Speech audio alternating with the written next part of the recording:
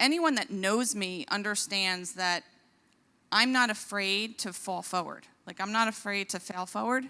And so I started that practice on a wing and a prayer, literally, and saying every single day, "Not today, Satan." Because it took me 4 months to open up that business. As a matter of fact, I bought a building that fell through, and then I had to find another building. It was crazy. It was crazy opening up that practice. I built my own walls. I painted my own walls. So there was a lot of blood, sweat, and tears put into that building. Harvey couldn't take it away, although he tried. Hurricane Harvey came in, ruined my foundation. My foundation's still a wreck, but you know what? I said to myself with prayer, you know what? The reason why this place is still open is by divine intervention. And I feel that God put me on this planet.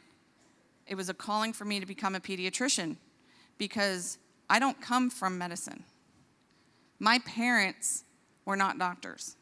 My grandparents weren't doctors. As a matter of fact, my grandmother couldn't even pronounce the word pediatrician when I told her that's what I wanted to be when I was 8 years old. My grandmother came to this country from Italy. Farella is my maiden name, just in case you want to know. I was named after my grandmother, Angelina Farella. She came over from Italy in 1919 because she had a disability and she was unmarriable back then. She came to the United States because she had 6 fingers on one hand. And so in Italy, she was shunned. So she came to the United States really to get rid of her extra digit and to get married. Go figure. On my mother's side, my mother came here in the 50s. My mother survived the Holocaust. She was a prisoner of war, a child prisoner of war in Germany. So knowing my background just that little bit, you probably will figure out why I'm so passionate about what has been going on for the last year and a half, okay? My mother drummed into my thick skull, never forget, never forget, never forget. We're one generation away. Many smart people have told you this, right? This is not me espousing anything wise to you. We have been told we're one generation away from captivity. And never before have I felt that as I have in the last year and a half. Everything that I have been trained for has come up in blaring colors this past year and a half.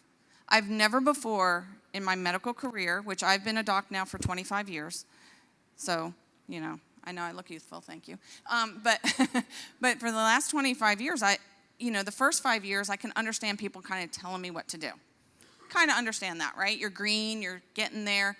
But now, I use so many unusual things. I've used vitamins for 17 years in my practice, so I'm kind of like the functional pediatrician. A lot of people say, "Oh, are you that functional pediatrician?" Kind of. But I mix that kind of background with, what we consider medication. It happens all the time. I think there's a blend of everything. So when I first, if you actually look back on some of my Facebook posts and things of that nature, because at the time I was just doing informational Facebook Lives and things like that about how to boost your immune system, how to do this. I have always focused on the potential of a human being, okay?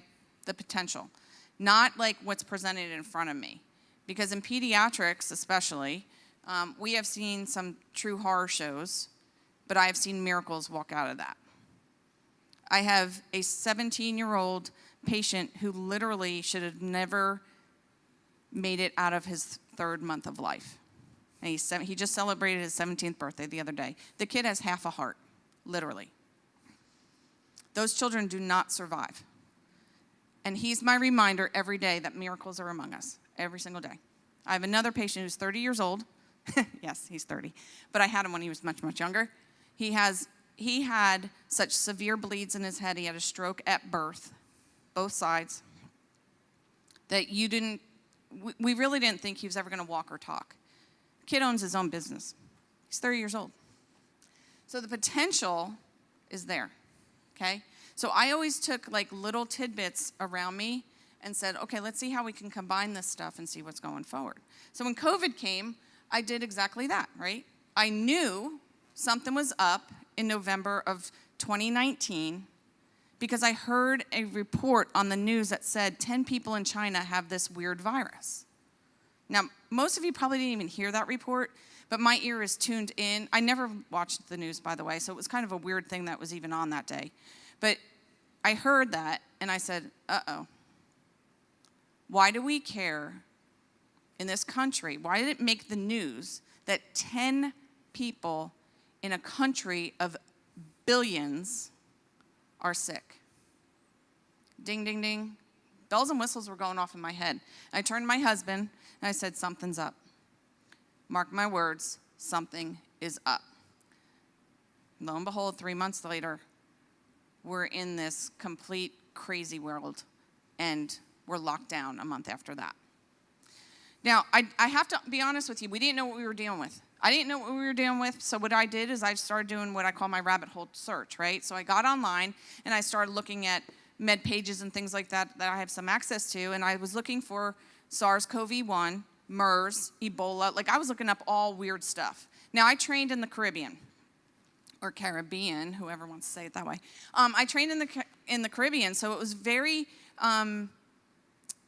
for us, we always looked for what we call the zebras, right? We're always looking for the weird stuff because there was always weird stuff. And so I was trained to always look for weird stuff, like what is common in America, right? What is common is common. And we have that term in medicine all the time, like look for what's common because that's what it is. Don't go looking for zebras. Well, I was trained the other way around because I was in a third world country that didn't have medication, didn't have modern resources as far as, they didn't go to the doctor unless they were, knocking on the door. So we had to be very resourceful in the Caribbean. We had one respirator for the entire island, and that was for surgeries only. That's it. And we had open wards. Like, there were no walls in the hospital, literally, not even on the outside. There were chickens and stuff walking all through there. I don't know if anyone saw the old show, Going to Extremes. Have you ever seen that show? It was a sitcom. It was about med students in a foreign land in an island. That was about my school.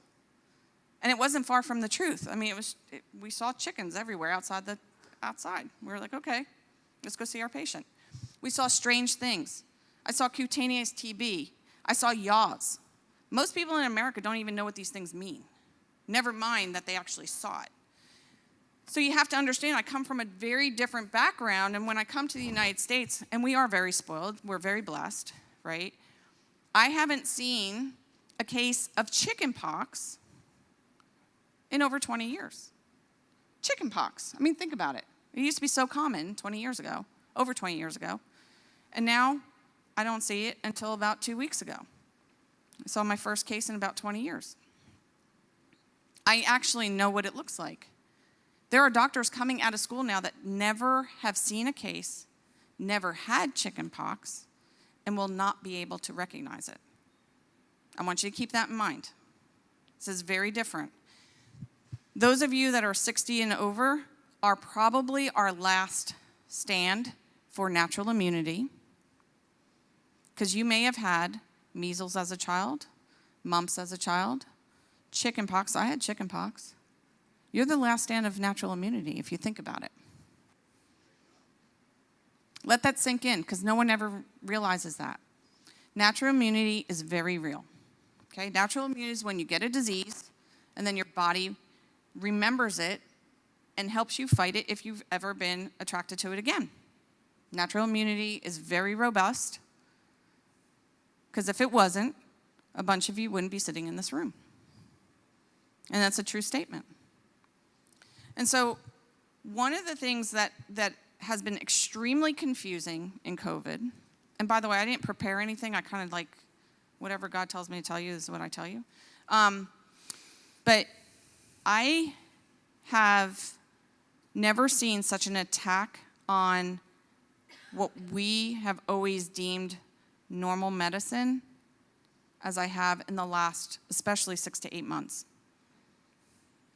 That natural immunity is not real. What? That natural immunity is not better than vaccinated immunity. Of course it is. It always is. It's never been different. We could prove it in the laboratory. We could prove it because there's a bunch of you in this room sitting here. It's proof right there. You're living proof, okay? So this mindset, and it's even among our medical professionals, which really hurts me because these people attack me all the time. And these were my peers. These are people that I thought were intelligent enough to have discernment. Discernment has been lost in medicine. And what I mean by that is that a lot of docs are following a new matrix of mentality. And I have always been of the ilk that if you put a physician and a patient that is their patient in front of them, and then you stick something between us, you are blocking a very good patient-physician relationship. And I don't care if that's your insurance company. I don't care if it's a pharmacy. I don't care if it's big pharma. I don't care if it's Uncle Joe. You have to understand that when you put a university system or a large corporation between yourself and your physician, you may not be getting the best medical advice that you could ever get. And I for one, rebelled against a lot of that. I do take insurance at my office, I do, full disclosure, but I also have a lot of cash-paying patients that trust me more because their insurance company didn't tell you this is the doctor you need to see. This is the medicine that we, as the insurance company, allow you to have. Because I tell them to go pound salt every day, all day. I'm like, listen, if I think this medicine works for my patient, your job is to count the pills, put them in a cute little bottle, and hand it over. Not call me to tell me that it's not FDA approved. And I can't tell you how many times I've heard that sentence, which is a big, fat lie. I want you to understand the world is lying to you. And you may think I'm lying to you right now. God bless. But let me tell you something. I am against a lot of negativity. This does not promote my practice, I promise you. Me speaking out does not promote me. It does not. But I am heartbroken over what has gone on in medicine in the last 8 months, especially in the last 8 months. They are ignoring so many things and poo-pooing it off, as I call it. Just poop it off, you know? And then they're telling you that we as physicians, you as patients, are telling us physicians, you can't use that drug off-label. Now, let me explain to you what off-label means, okay? I've been doing this for 20 years, so here's a fantastic example. Who has warts? You know, the hand warts and stuff? Hand warts, okay? I deal with kids all the time. They have warts all the time, right? You don't have to tell anyone you have warts. It's okay, though. But hand warts, do you know that you can use the stomach medicine known as Tagamet? Tagamet, it's over the counter. Go get some. Your warts will go away. That's off-label. Because it doesn't tell you on the Tagamet box, hey, this is great for warts. Tagamet helps with immune system motivation against viruses. We don't know why. I mean, I don't really know why. I just know it works. So use it if you want.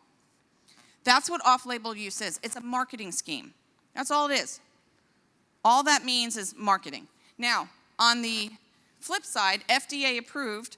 FDA approved just means safety. That's all it is, okay?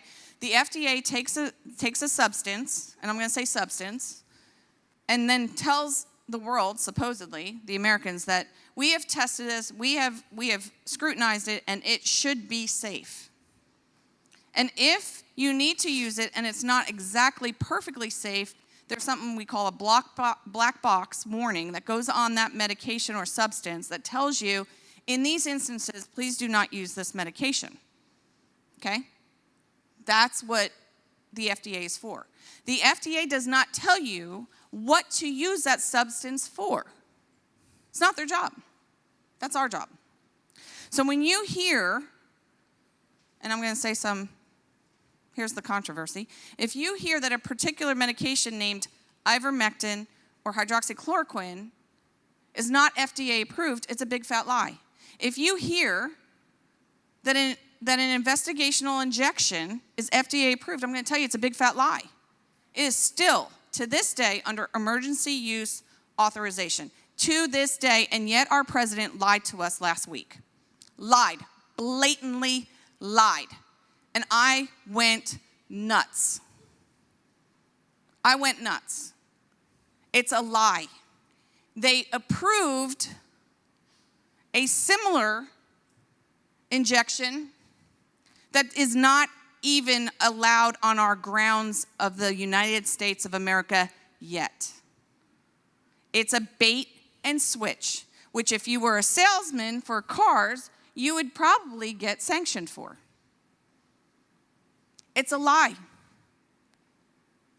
And it's so upsetting to me because I have people come to me and say, but they said. And I said, well, who's they?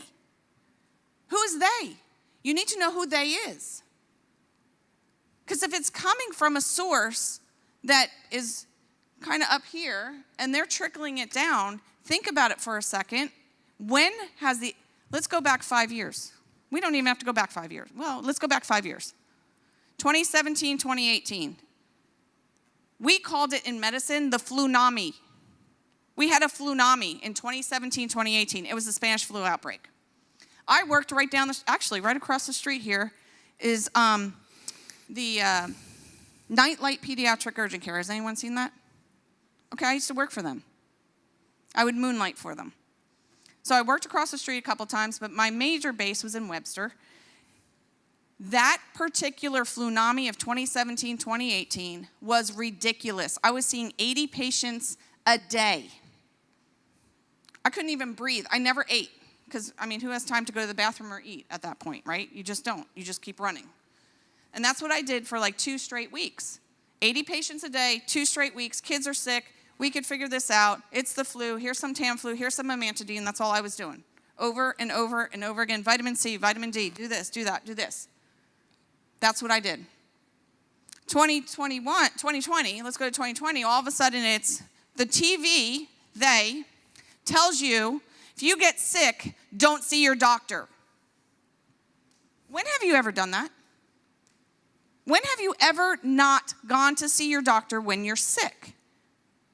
Or had someone tell you, don't do that? When? Because I know I've been trained to see sick people. And when, as a physician, have we ever said, we are not seeing sick people? Unless, ... You get a test first. What? I'm the one who tells you if you need a test. I'm the one who orders the test to actually help me in my decision-making process. I don't need the decision to be made for me. I think I could figure it out. Been doing this a while. Just saying.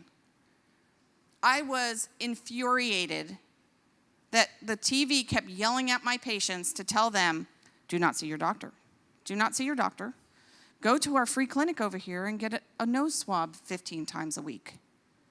Why? I kept telling my patients my patients love me, thank God, because that's why I'm standing here.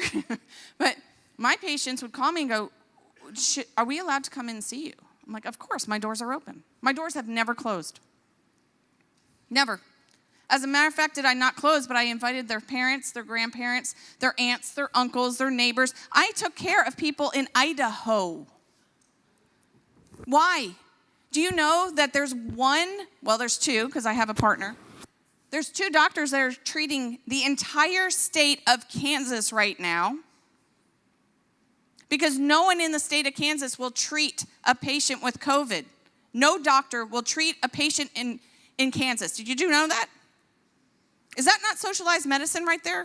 If that's not a blatant smack in the head, something's wrong, that they have to call a pediatrician in Texas to treat them. That's a problem. I'm sure there's plenty of docs in Kansas. I'm going to go with that.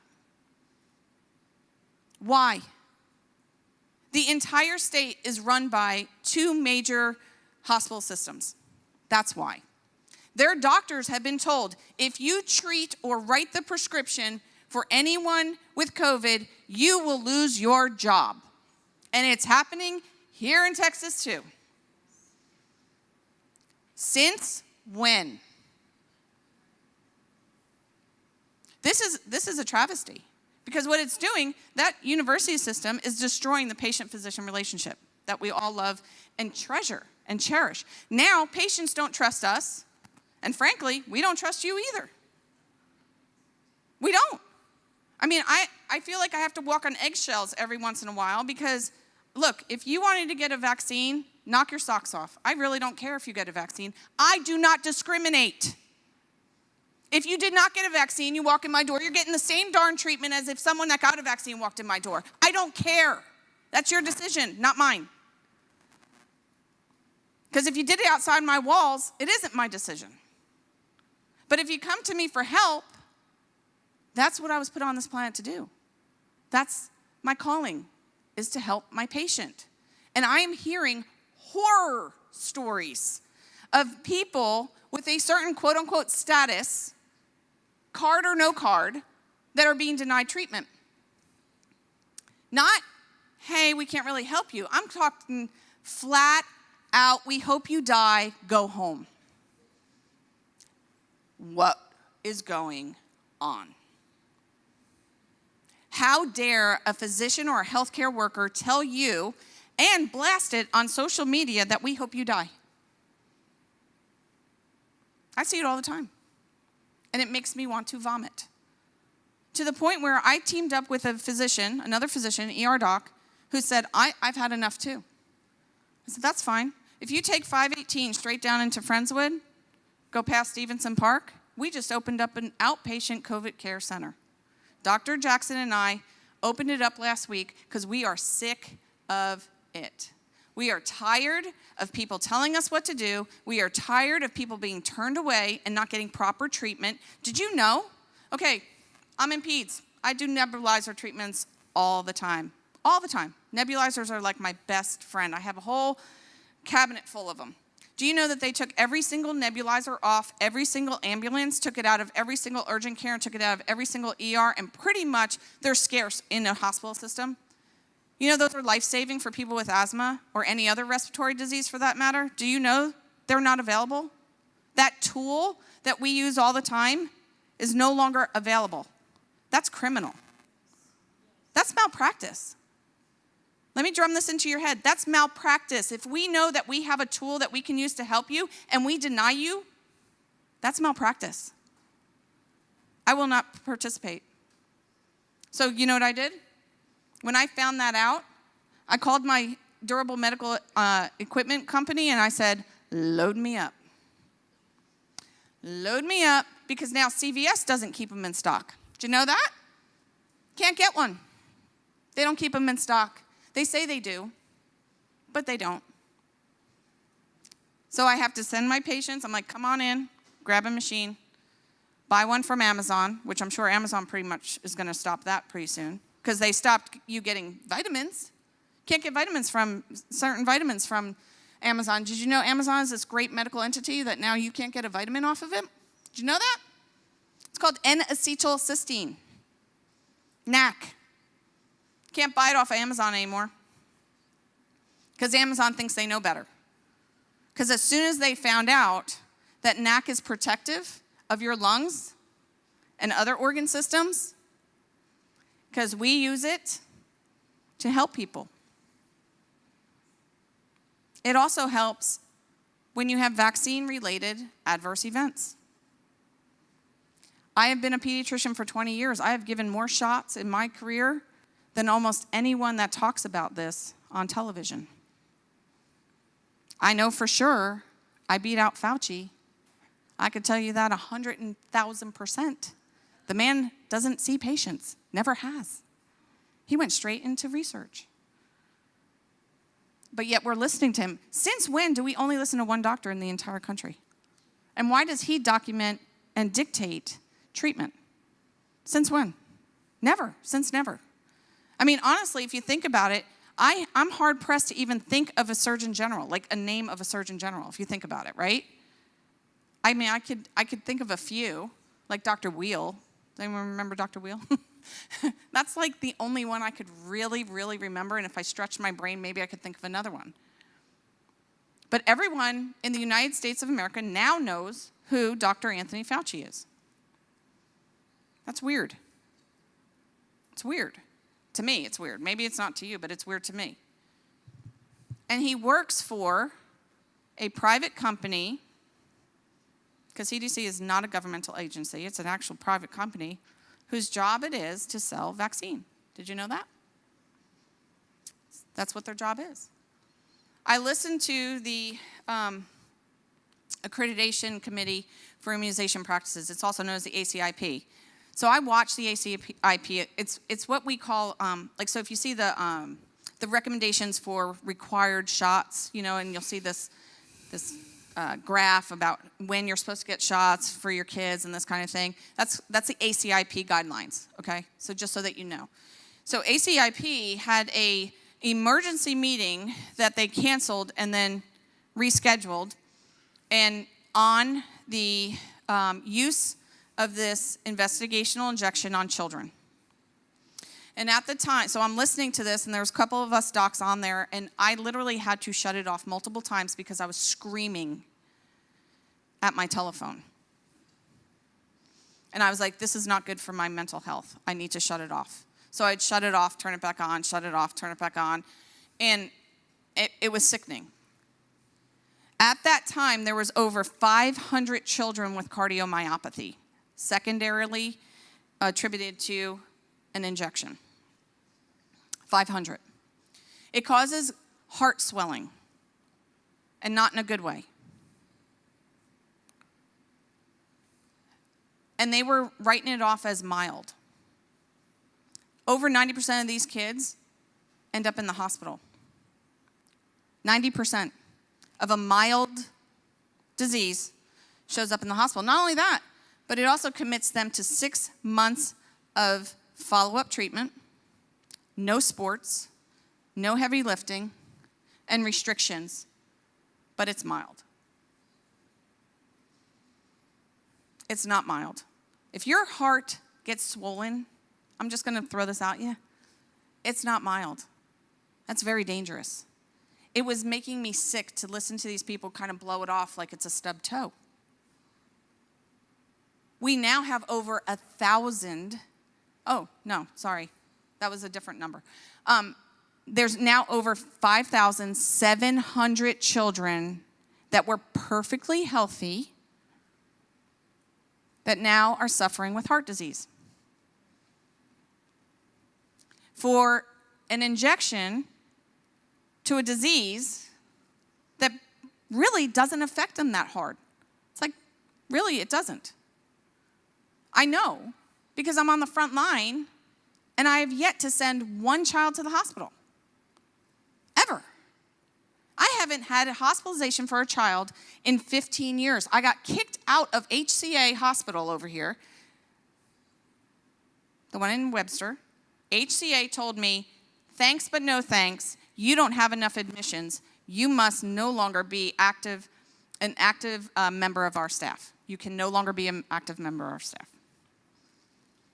Because I didn't bring in the money. Because I keep my patients healthy. You would think I would get a gold star for that. Apparently not. The wrong kind of star, I guess. This is what our world is coming to. I've been screaming about this for years. Many of you have never heard my voice before. But I'm coming out to tell you this is not right. It's not right. And I don't care, honestly, how you feel, whether you should get this. Never before have we ever petitioned children, because this is what the schools are doing now, petition children to get an injection of something to prevent them from bringing it home to getting grandma and granddad sick. And that is the narrative that our teachers are telling our children.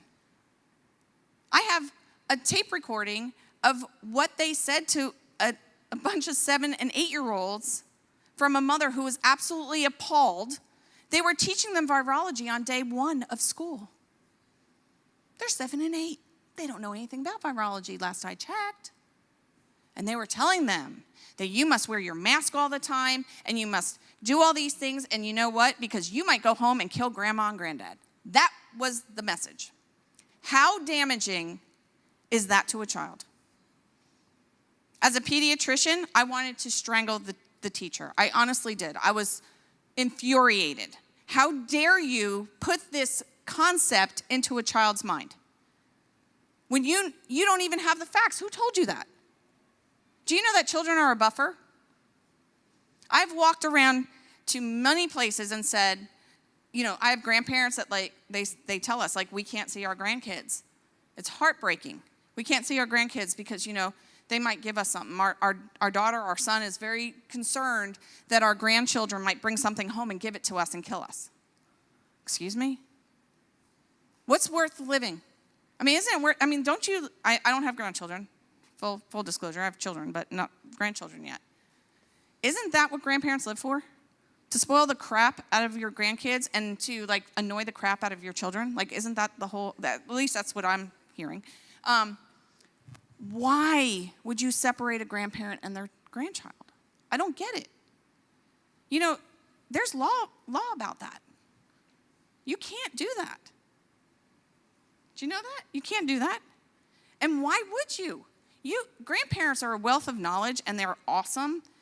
And I can tell you, I had no grandparents. I had one grandparent. My mother's parents were killed in the war. My mother never really met her parents. She was an orphan. And so when she came to the United States, she really didn't understand the whole concept of grandchildren and that whole thing. She didn't even understand Christmas, honestly. She didn't understand birthdays because her whole childhood was in a camp that they didn't do that kind of stuff. And it was very hard on her. And it was hard. It's even hard on me to this day. I'm over 50. I'm not telling you my real age. I'm old, even to this day, because we didn't celebrate right. It was very weird, awkward. And so I didn't have grandparents on my mother's side of the family. And I had one grandparent on my dad's side of the family, but she was 80, literally when I was a kid. She lived to 96. So, but she was old. She couldn't lift us up, and she couldn't really play with us. She wasn't that kind of grandmother. She was a matriarch, but she wasn't, what you guys do. And so it's something to me that has always bothered me and my in-laws, so my parents are gone. My parents have passed away, but my kids cling to my in-laws, to my mother-in-law and my father-in-law, okay? And there is nothing in this world that would make me not let them see their grandparents. Never. Even during the whole vid thing, I would tell them, come on over. We know how to fix this. Just come over. Please come over. And my mother-in-law, bless her heart, she's amazing. She said, I can handle this. If I die hugging my kid, then I die hugging my kid. I don't care. Come on over. Let's have dinner. Let's be a family. Let's keep this going. We refused to participate. My in-laws never got it. My family never got it.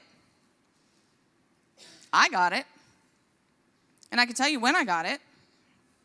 Got it last summer. The only 2 weeks that I was mandated to wear a mask. I put the mask on because the health department came in, gave me masks, and said, Dr. Farella, if you do not wear this mask and we come in here, you're fined $2,500 per patient chart. Do you know how many charts I have? I said, okay, guess I'm going to have to wear a mask. Did not get it from a patient. Got it from a delivery guy. As soon as I got over it, off came the mask. I said, screw this. I'm immune. I'm done. Because children need to see my face. Children need to see everyone's face. We are psychologically damaging children by wearing a covering over our face. So if you're doing it for you, God bless. But if you're doing it for me, don't bother. Because it doesn't protect me one iota. And it hurts a lot of people. Now, I'm not saying you should or shouldn't wear your mask. You have personal issues.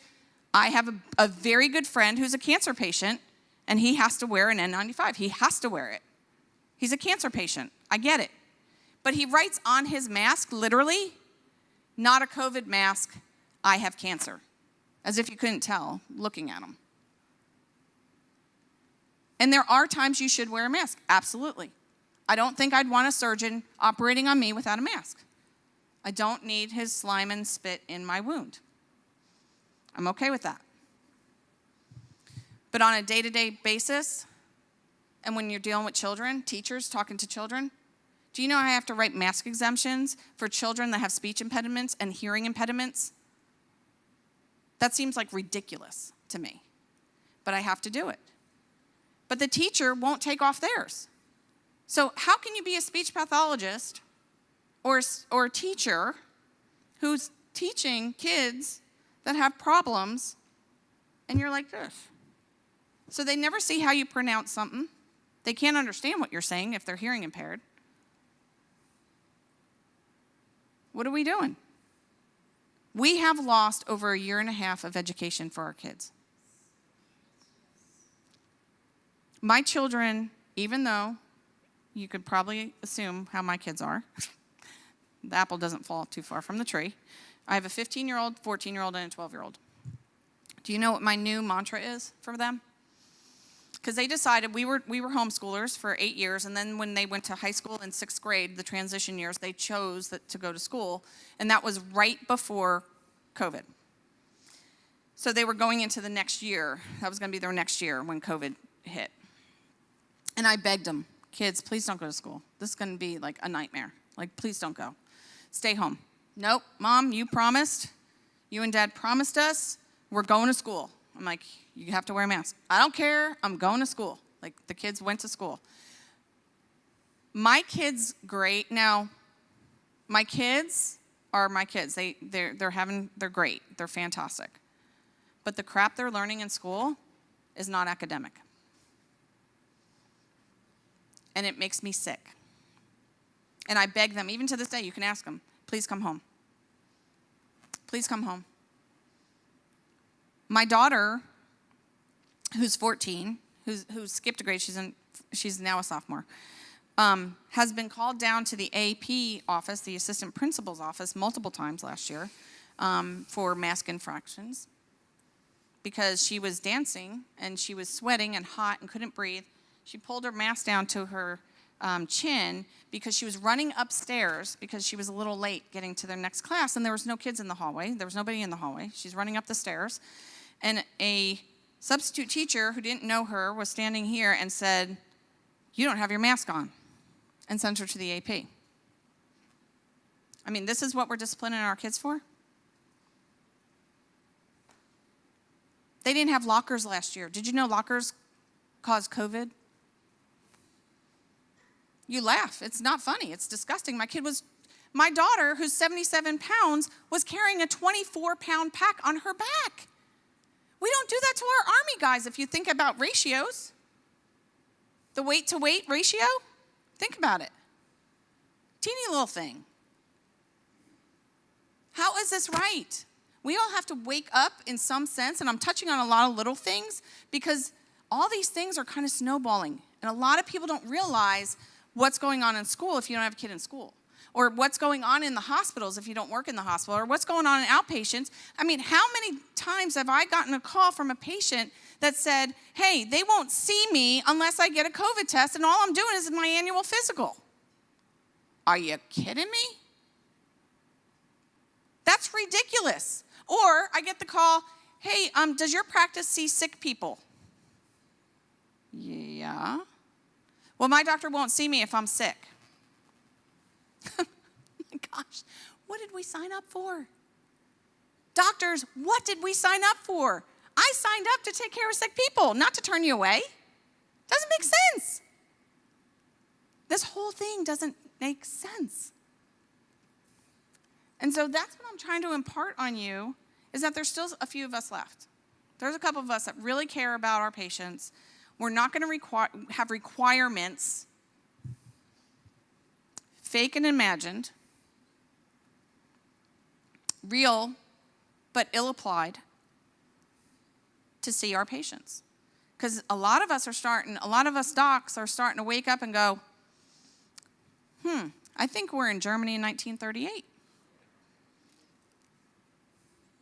And this is very real for me because my mother was in Germany in 1945. My mother was a child POW. She came to this country as a DP. You know what a DP is? Displaced person. Person without a country. She couldn't wait to become an American. It took her 40 plus years to become an American. 40. She had a Brooklyn accent. You wouldn't know that she was foreign. Brooklyn accent. She was a Belarusian. She was not a Jew. They didn't care. They took everyone. Boxcars are common. And I, for one, will not be a good German. I'm going to stand up. I'm going to fight for anyone who wants to stand behind me, because I don't care. I don't care if the Federation of State Medical Boards tells me that I'm spreading disinformation and they're going to come after my license. Did you hear that? They're coming after board-certified physicians now. Because this, what I'm speaking, is interpreted by some, they, as disinformation. I have 2 docs that are friends of mine that have lost their licenses in the state of Oregon. Oregon. You know what he lost his license for? Not wearing a mask in his practice. They took his license. His name is Dr. Stephen LaTulip. Look him up. He's also a pastor. I wonder why they went after Steve. Is it really because of the mask, or is it because he's a pastor? I don't know. Was he preaching hope in his practice? Was he practicing hope?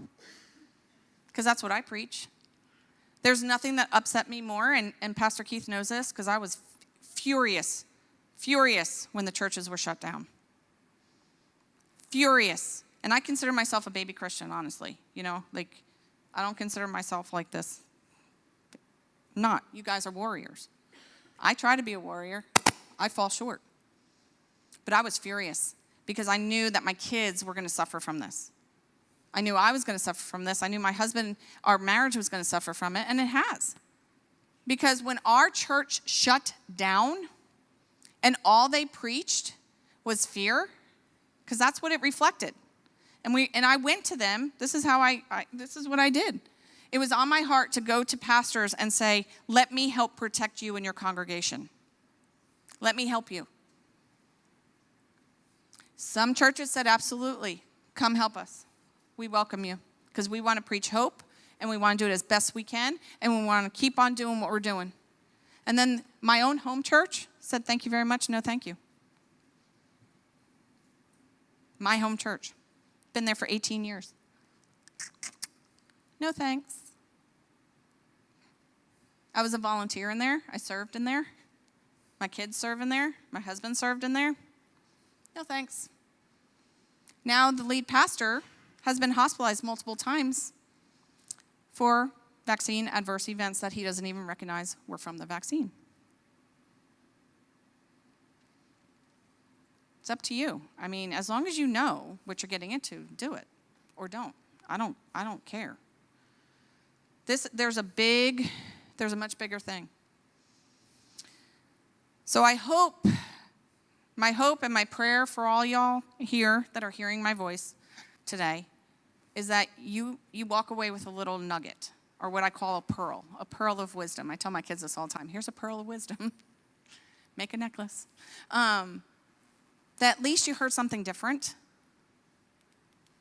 Not that you believe me or don't believe me, or I don't really care. But I want to give you an option and I want you to look at something else. Okay? And so that's why I asked to come here. I volunteered to come here a long time ago.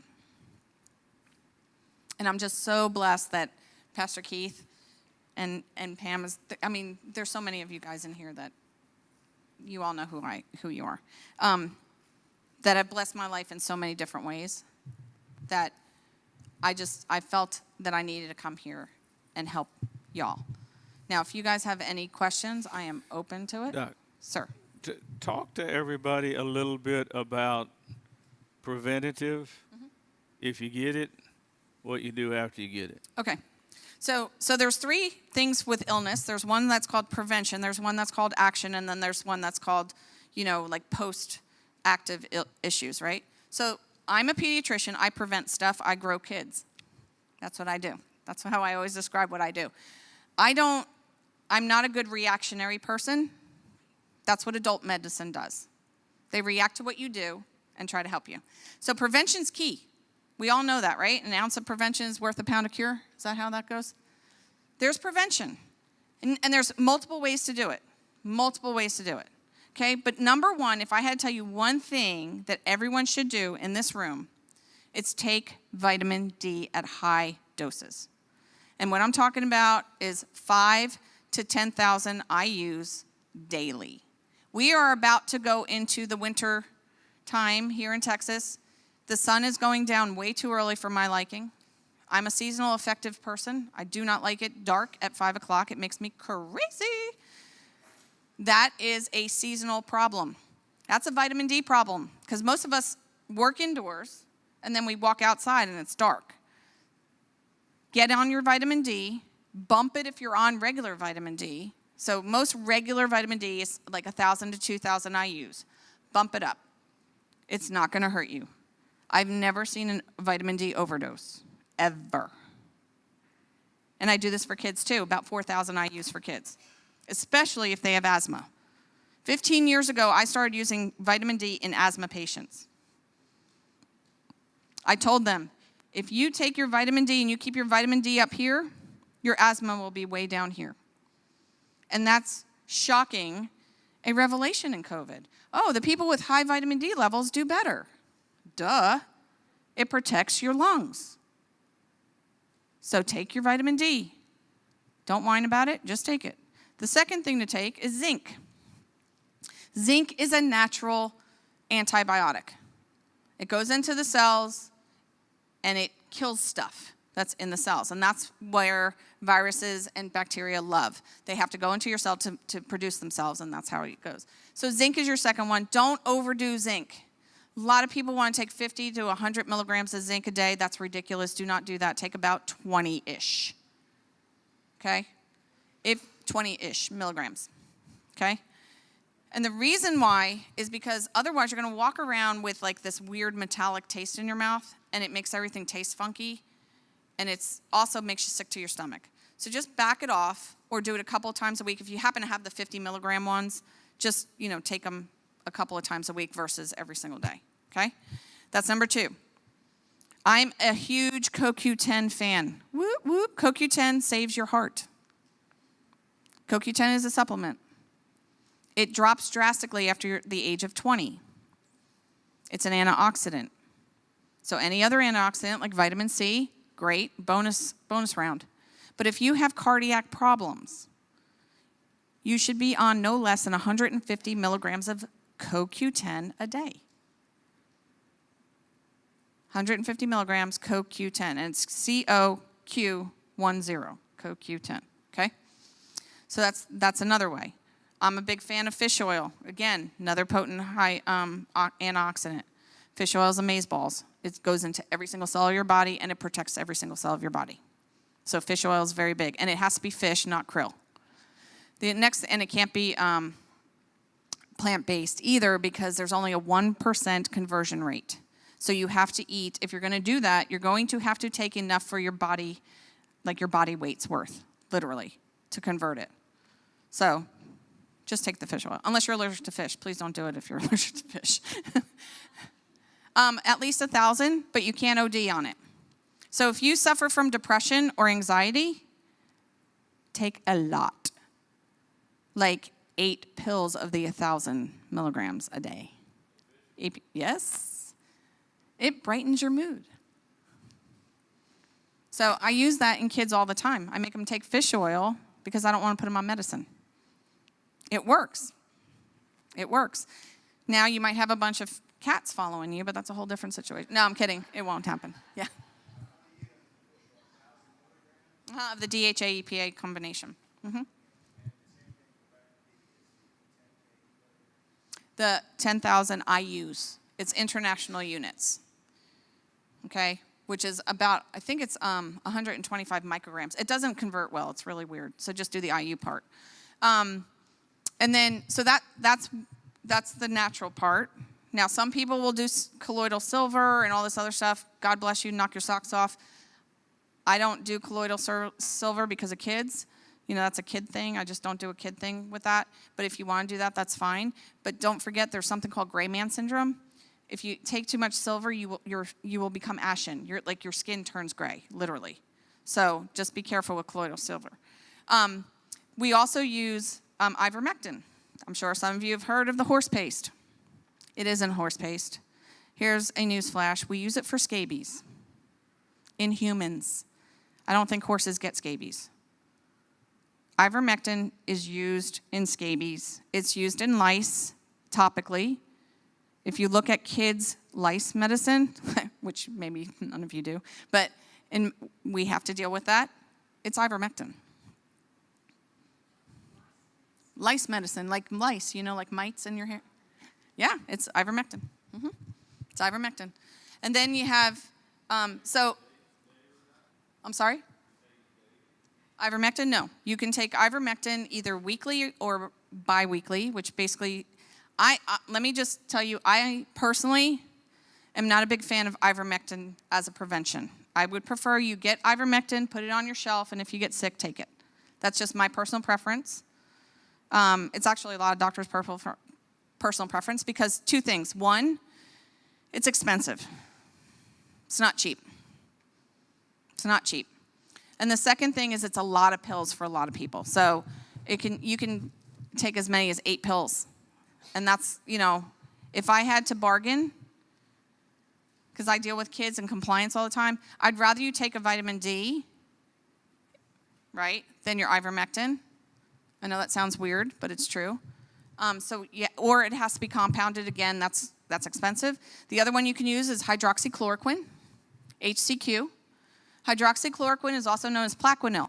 So anyone that has lupus, rheumatoid arthritis, Sjogren's syndrome, sometimes osteoarthritis, they take it twice a day and have been for decades in a lot of cases. Hydroxychloroquine is not evil. It is actually the safest drug on planet Earth. There have been less side effects and deaths from hydroxychloroquine over the last 60 years than from Tylenol in the last 5. Tylenol is very expensive. It's very expensive if you get sick. If you overdose on it, you're a goner. Hydroxychloroquine, not so much. Just saying. What'd you say? So children. So we're talking, let me break it down to under 10 and over 10. A child under 10, most kids are already, 50% of our children's population, probably more now, are already immune to coronavirus. Let me say that one more time. More than 50% of children prior to the coronavirus outbreak were immune to coronavirus because it is the common cold. Please check your children before you choose to inject them with a COVID vaccine. Because if you are immune to COVID, you have a 2 to 4-fold increase in serious adverse events, including hospitalizations and mortality. 2 to 4-fold increase risk. Okay? So I want you to understand why I don't like this vaccine for children. No one is checking natural immunity. We need to check natural immunity because it puts you at risk for serious adverse events. There have been over 200,000 hospitalizations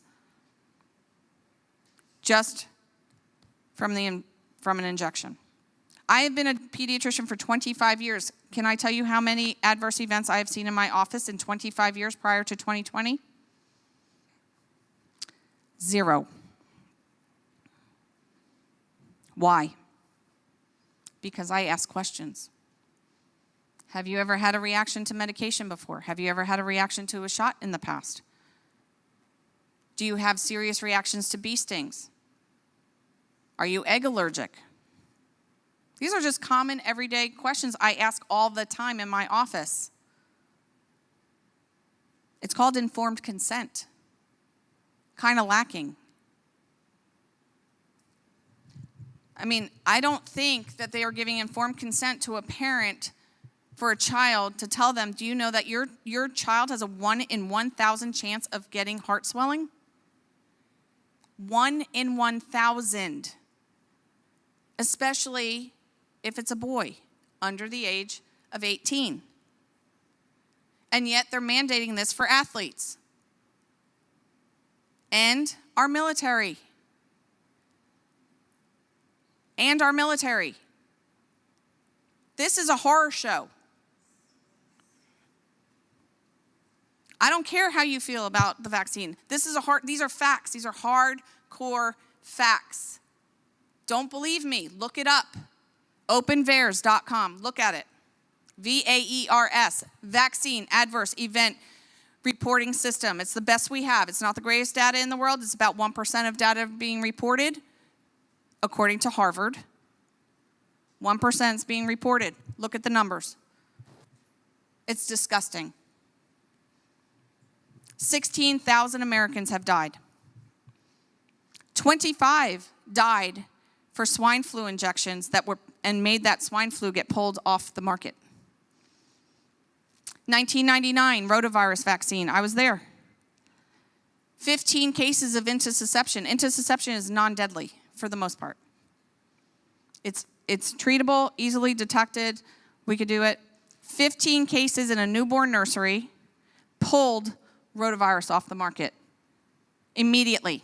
I had to walk around the hospital and pull it out of every single one of our refrigerators in the hospital at UTMB, 1999. It was me. So at that time, I was like, oh, this is kind of awesome in a weird way because now pharma, like that gave me this idea, like pharma really cares about our kids. They care. They're worried about adverse events. This is awesome. This is what it's all about, right? We want to protect our people, not hurt our people. Not anymore. Do you know how nerve-wracking it is to be a pediatrician in my shoes right now? You have any idea? I have panic attacks when kids are coming in for their regular immunizations. I don't know what to do. And I've never thought about it before. Never thought about it. This year, I'm not even recommending flu shots. Why? You know why? Did we have the flu last year? We didn't have the flu, apparently, right? What strains are they putting in the flu shot this year? What strains? Does anyone know? Because I haven't heard. And I buy the stuff. I'm terrified and horrified. I have it. It's in my fridge at the office. If the parent insists on it, okay. So that's prevention. Hydroxychloroquine, ivermectin, vitamins, sunshine, good health, eating right, stay off your sugar and carbs. You'll do pretty good. Active infection. I just told you we opened up a COVID treatment center to keep people out of the ER, to keep people out of the hospital. I believe it's, okay, I'll need to check it, but I think it's 6601 South Friendswood Drive, which is 518. So if you literally just take 518 towards Friendswood, you're going to see it, okay? Revive, it's next to Revive Med Spa. It actually doesn't have a sign because we opened it last week. Well, there's a sign. It's a piece of paper.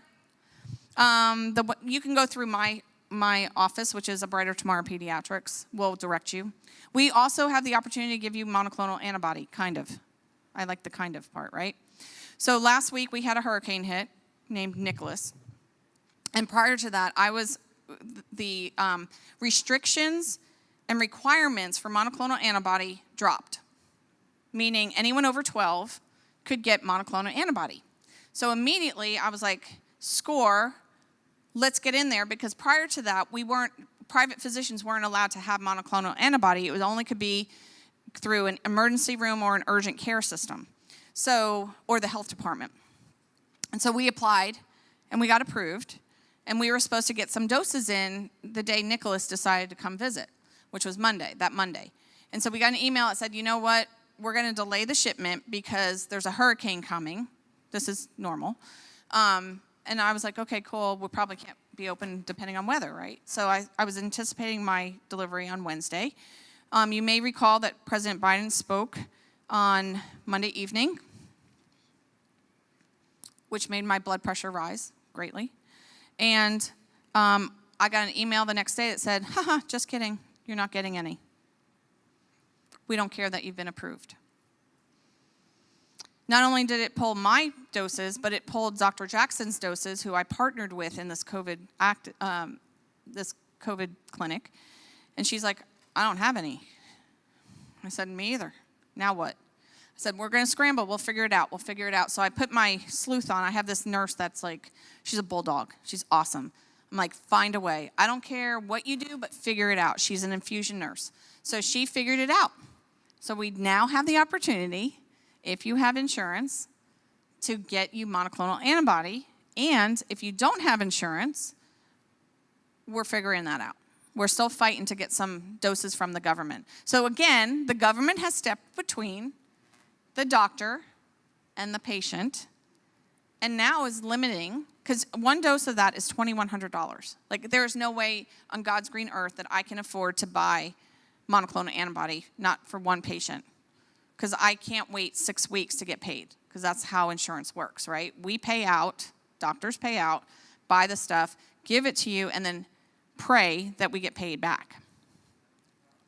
$2,100 per dose. Yeah, it's $2,100. So that's just not feasible, but we found a way. So we can still do it. We found a way, okay? Most of the doses are being literally railroaded only into certain university systems. But again, we're trying to find a way. So we're not giving up. I don't give up very easy. So we do have monoclonal. Monoclonal can be used as a prevention. So if you were exposed, you don't need a test, not in our center. Mind you, not in my center. Dr. Jackson and I, it's Dr. Lindsay Jackson, she and I both agree wholeheartedly that if a patient is exposed, whether or not they are high risk or not, if we can give it to them and make them feel better, whether you're symptomatic or not, you will get monoclonal antibody. We do not discriminate.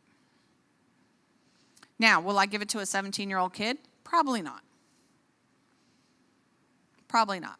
They would have to be significantly ill for me to infuse a 17-year-old. But if you're, 55 and you're having chest problems and you're sick and you have hypertension and maybe some cardiomyopathy going on and maybe some diabetes, heck yeah, line up, baby. Put your arm out. We're going for it. I mean, we are no holds barred, seriously, okay? So if you have trouble, make sure that you route it. Yes, sir. Just one time. Mm-hmm.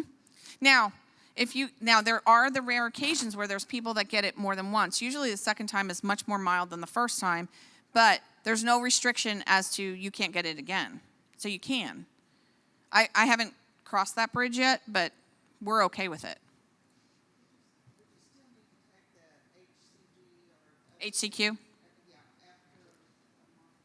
So after monoclonal, I do recommend, like if you are symptomatic and you come in for monoclonal antibody, I will treat you orally, yes. I will.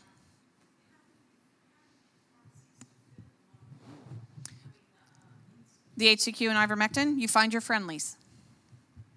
I have 5 friendlies in the area.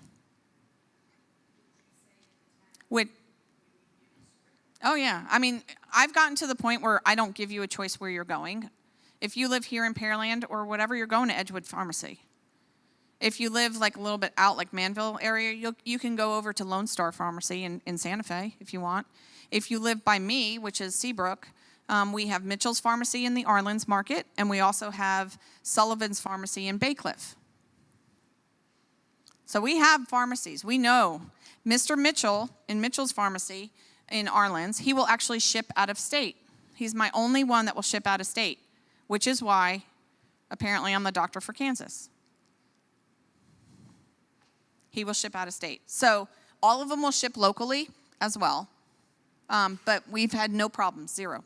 I've never once had one of those pharmacists tell me, Dr. Farella, you cannot prescribe this, which is a correct thing to do. Active treatment, hydroxychloroquine, ivermectin, give or take, prednisone sometimes. Just kind of depends on the issue and how far along you're into your illness. Nebulizer with albuterol, budesonide. You use your vitamin D, you use your zinc. You may need montelukast, you may need fenofibrate, and you may need colchicine. So, wow, that's an arsenal. So when people tell you there's no treatment for COVID, tell them they're lying. How many drugs did I just name? Albuterol, budesonide, prednisone, ivermectin, hydroxychloroquine. Oh, I forgot to. Azithromycin, doxycycline, colchicine, fenofibrate, and montelukast. That's 10. And that's just off the top of my head. Never mind oxygen. When they tell you there's no treatment, tell them they're lying. Please. There is treatment. There's hope. There's early treatment, and oh my gosh, it actually works. And you don't start neighing like a horse. It's ridiculous. Yes, ma'am.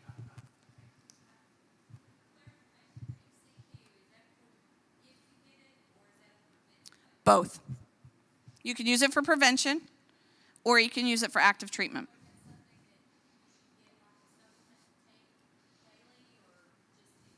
So this is how I tell people, if you're at low risk. Now, I'm a physician, right? So potentially I could see a COVID patient every single day. So potentially there are some docs, like in ERs and things like that, they take a dose every single day for prevention, okay?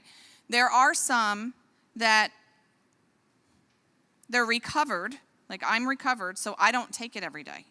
I take it when I feel I'm at risk, okay? So if I'm going to a wedding, which I haven't been in years, but if I'm going to a wedding and there's a group of people that I don't really know and I'm not really sure, I'll take a dose. If I'm getting on an airplane, take a dose on the airplane and take a dose the day after. When I go to conferences, I take a dose with me.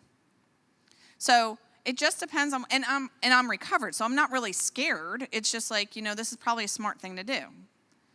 Do I take all my vitamins with me? Yes. There's also another vitamin called quercetin. Quercetin. Quercetin.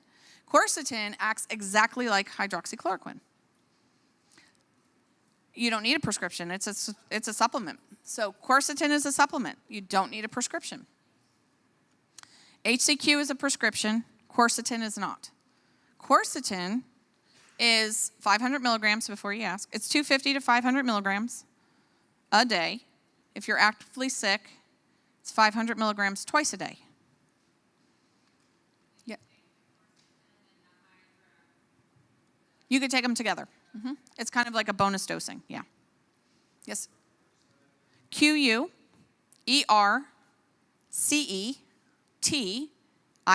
Quercetin. 250 on a normal day if you're normal, like not sick, because who's normal anymore? But if you're sick, 500 twice a day. So that's another one in our arsenal that we can use. Quercetin's fantastic. Yes, sir.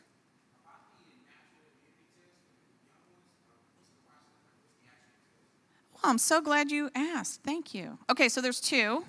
There's one that's the like if you ask your doctor, hey, can you just give me an antibody test? That's an IgM antibody test. Let me explain what that means. That means that you've probably that only tests for antibodies within the last couple of months. Okay?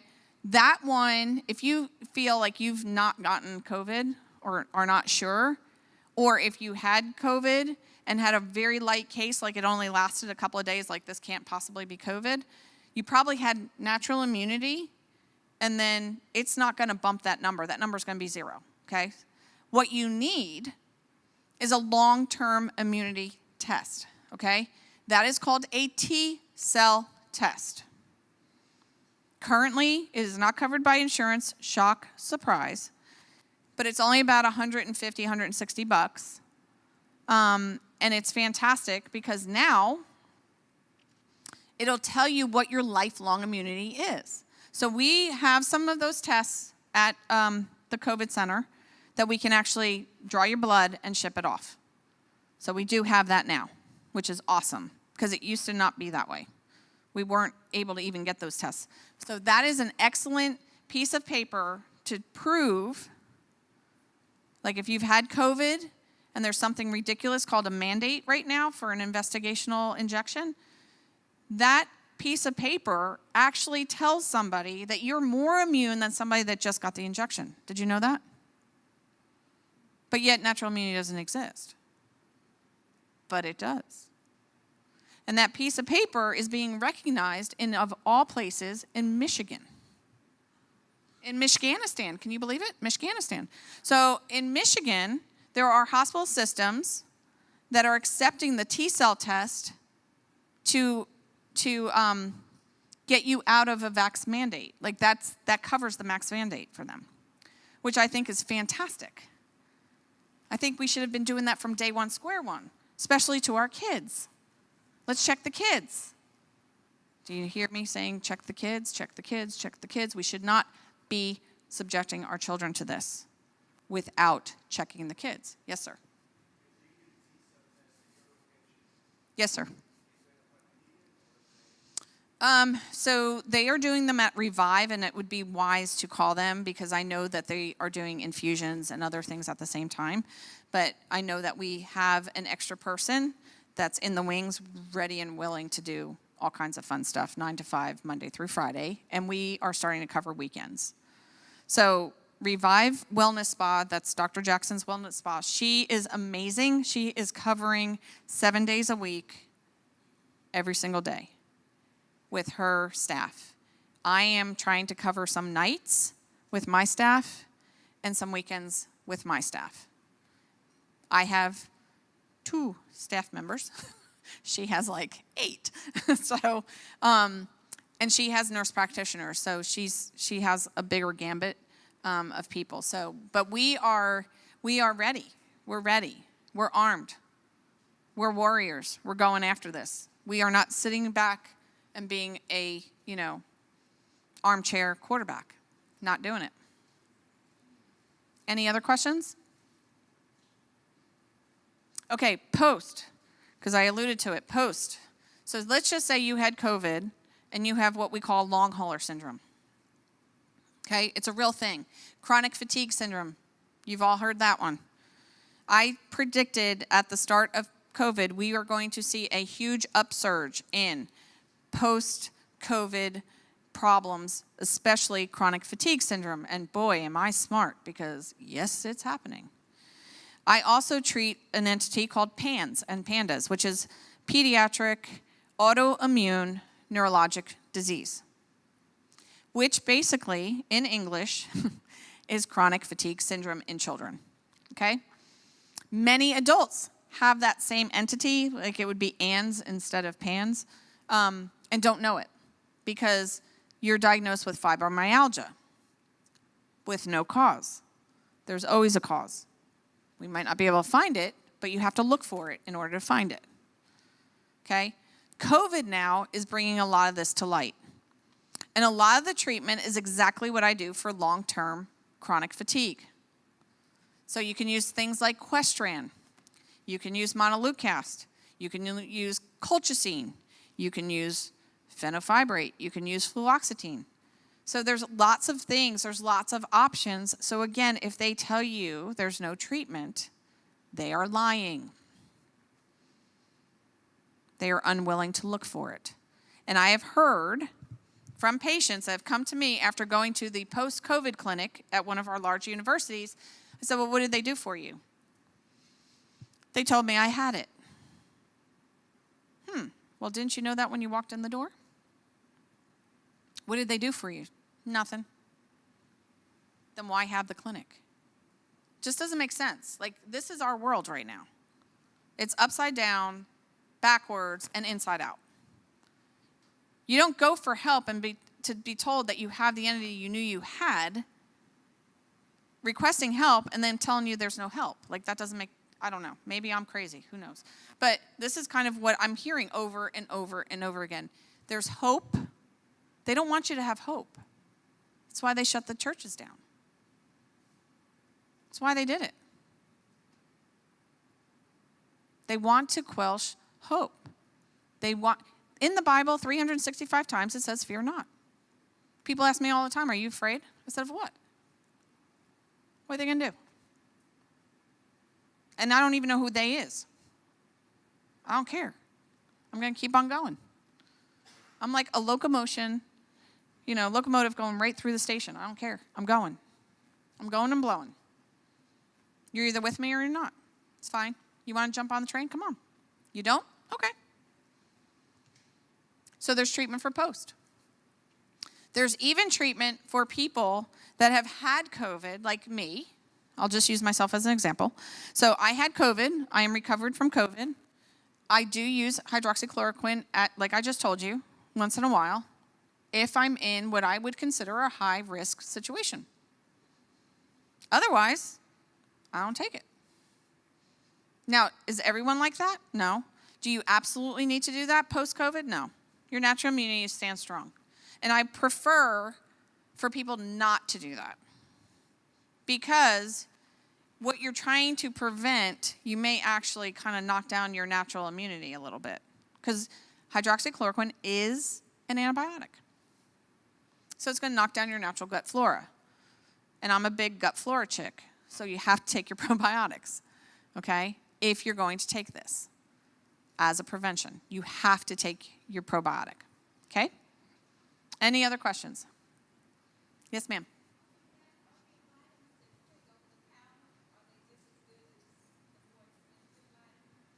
All vitamins should be over the counter. Oh, well, you're right. I'm sorry. There are some people that actually prescribe vitamins. I've never done that, honestly. I carry certain vitamins because I know of their quality. So I'm kind of a quality freak. There are more qualified vitamins than others. But anything is better than nothing. And if you're taking it in appropriate doses, you're probably going to be okay. Okay? Yes, ma'am.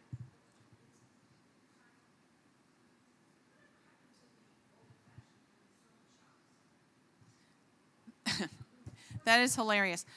Yeah. Okay. So I used to carry penicillin in my practice all the time. This is what happened. You want to know what happened? You know that thing called balance billing or surprise billing that everyone throws out at you every once in a while about your insurance company, that doctors are evil because we balance bill or we surprise bill you? Here's the reason. Not the reason, but this is an explanation. I'm a pediatrician. There's nothing I enjoy more than getting someone well as fast as possible. So if you come in with strep throat and I swab your throat and you're not allergic to penicillin, Bicillin was my friend, pop, brand new kid in 3 hours. Penicillin went from a few bucks a dose to over $100 a dose, and your awesome insurance company that pays for everything paid me $3.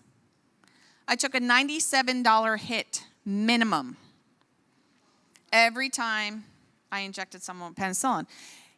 It only took a few times before I was like, whoa, we're not doing this.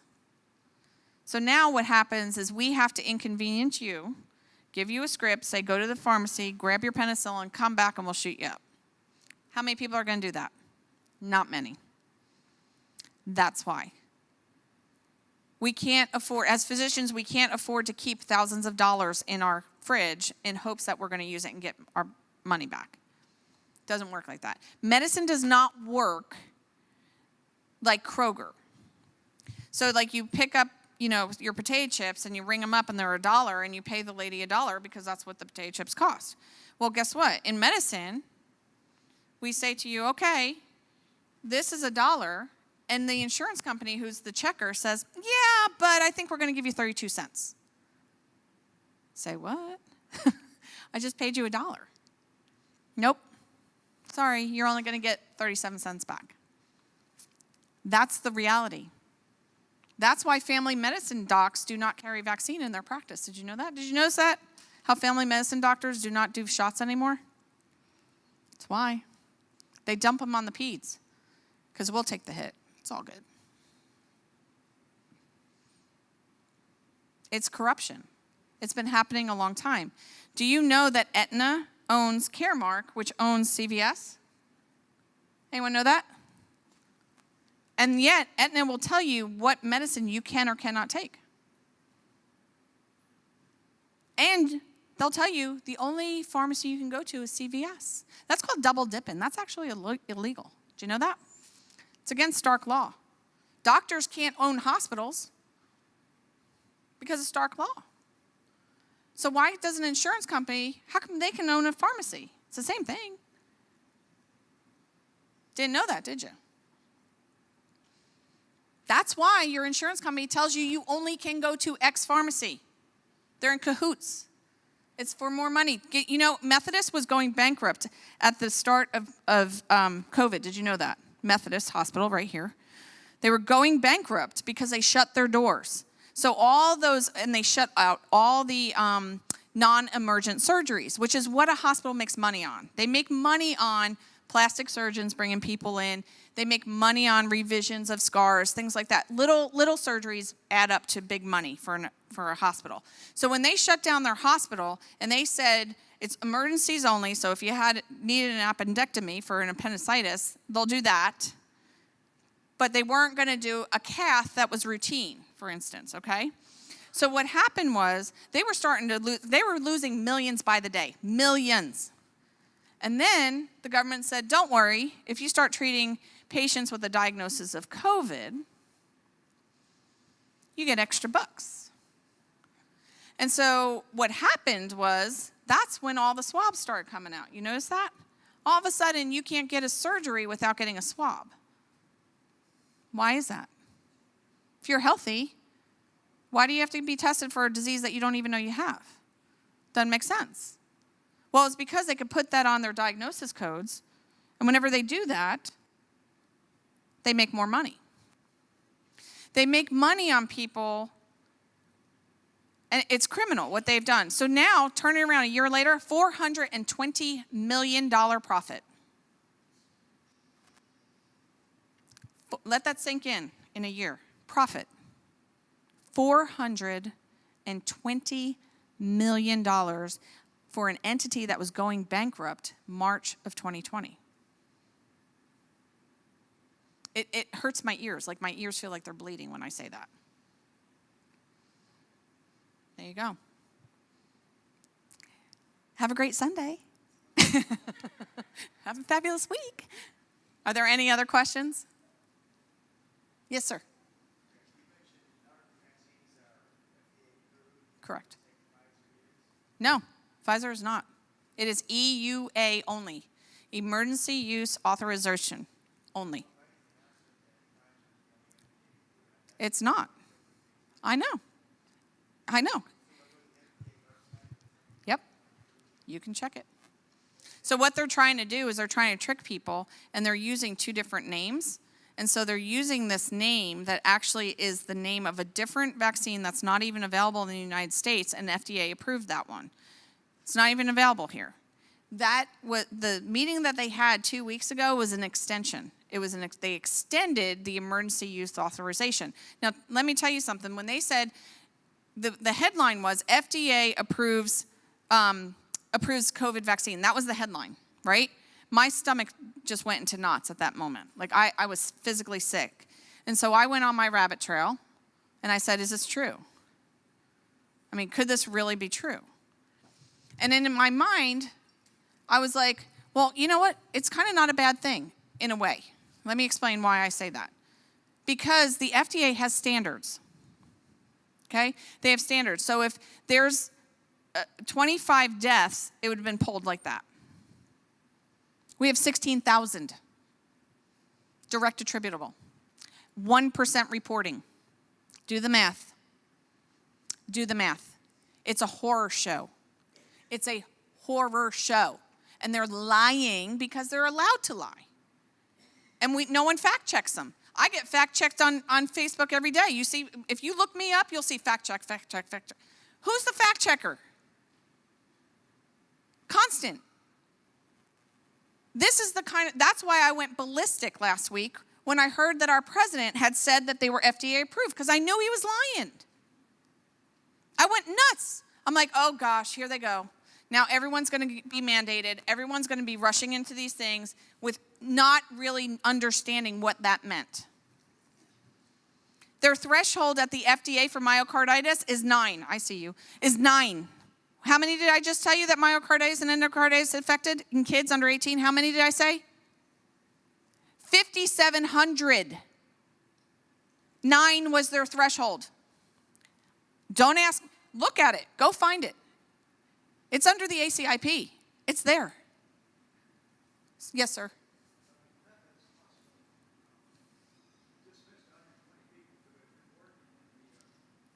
$150, but who's counting?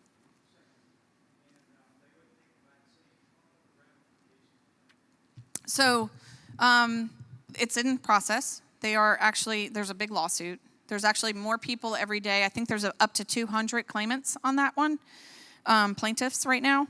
But, you know, we have to have a judge to hear it, right? So when they, here's the other thing, when the judicial system says there's no case law, they're not lying.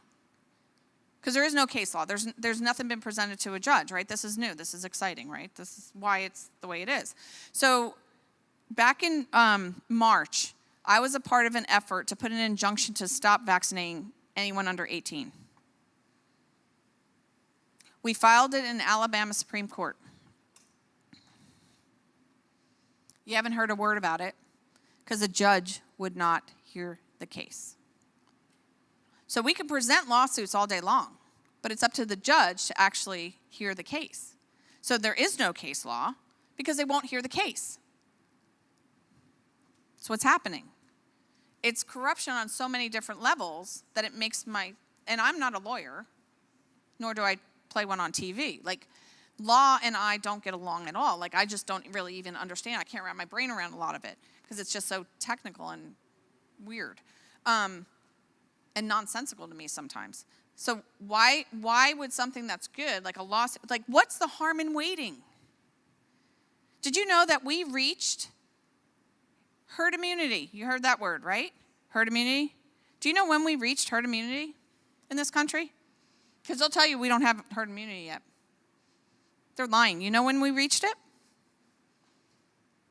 February of 2021. When did the big mass rollouts of vaccine happen? March of 2021.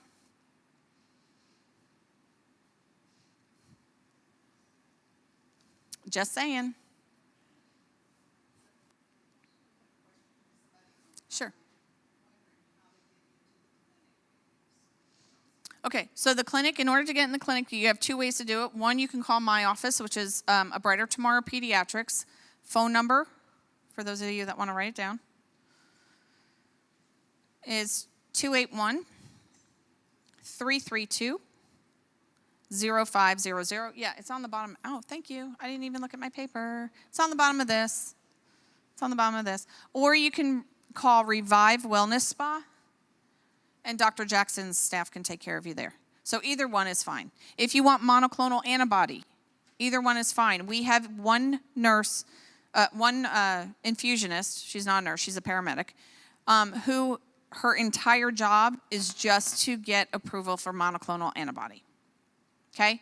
So that would be through our office, the 281-332-0500.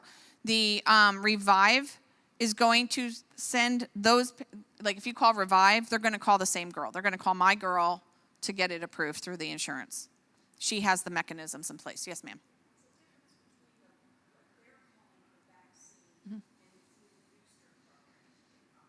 Absolutely nothing. There's no new vaccine. So, when they're saying the Delta variant or the Mu or Lambda, we're going to have a whole frat row of variants. I'm just going to let you know. It's just going to go by a different Greek name. Variants happen all the time in nature, okay? They are less than 1% different. They did not develop a booster for Delta. Let me repeat that. They did not revise that vaccine specifically for Delta. Again, who's providing misinformation? Because they're saying, oh, well, the booster protects you from Delta. No, it doesn't. Because here's another one. Here's the definition of effective vaccine. Are you ready for the definition prior to 2020? Effective vaccine. It has to be effective for no less than 1 year at a greater than 50% efficacy. Those are the two standardizations. 1 year, at least 50% efficacy. These shots have been out since February of 2020. Well, December of 19 if you were a healthcare worker. Efficacy rate only lasts about 3 months, which is why every 3 months we see a surge. If you don't believe me, look back and figure it out. There's a surge every 3 months because efficacy drops as low as 38% in some studies and as high as 44% in another study.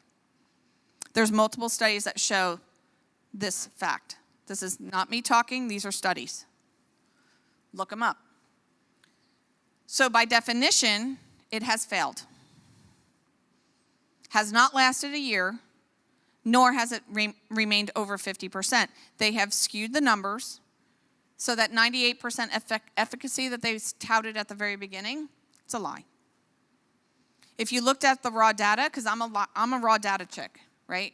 So I'm not a statistician, I like raw data. So when I looked at the raw data that showed the controls versus the people that got the vaccine, do you know the outcomes were absolutely no different? They were only one single digit off from one to the other. So what they did is in the control group, they said 13 people got COVID post-shot at time frame, I think it was 6 weeks. Control group was 18. 18 minus 13 is 5. 5 divided by total group is 98%. That's a manipulation of the numbers. When you looked at the raw data, it was very evident to me that there was no difference. Even in the kids studies, you like the kids studies? We are effective against COVID in kids. Why? Didn't I just tell you that more than 50% of kids are already immune to COVID? Didn't I just tell you that? How can you be more efficacious than already being efficacious? If you're not prone to get a disease, of course it's effective. This is not revolutionary. This is you just have to follow some solid thought processes and you'll get to the grounding of this. Do you know that in Japan, we just had the Olympics in Japan. In Japan. Do you know that the Japanese refused Pfizer's vaccine? It is not available at all in Japan because the Japanese were much smarter than the Americans, and they said to Pfizer, we need to see a distribution study. And what that means is they wanted to see where this spike protein mRNA injection went. Where did it go in the body? It is absolutely required of every medication that gets studied that a distribution study is done. Our FDA did not require it. The Japanese did. Do you know where it deposits? Number one place, female ovaries. Female ovaries. Why? No vaccine ever had a distribution like this before. A vaccine's supposed to stay in your arm. Your immunity goes to your arm, produces it right there, and then your antibodies are what rotate around your body. Not this. This crosses the blood-brain barrier. That's not normal.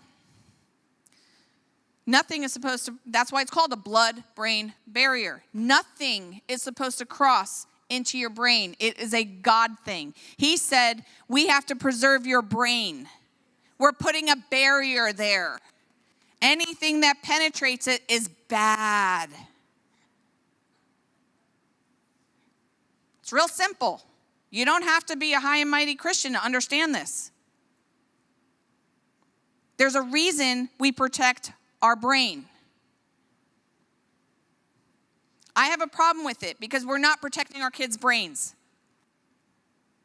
I don't know what's going to happen in 5 years. I have predictions. Autism rates are going to go through the roof. If you think it's high now, wait 2 years. 2 years, that's my prediction. Through the roof. There are studies that already show that babies born in 2020 have lower IQs. Already. Why? Because they're isolated and no one sees their face. It's pretty simple. They can't learn because they can't see your face. They can't learn what emotion is. This is serious, people. And they think I'm crazy. My peers think I'm nuts. I'm like, good, I'm glad.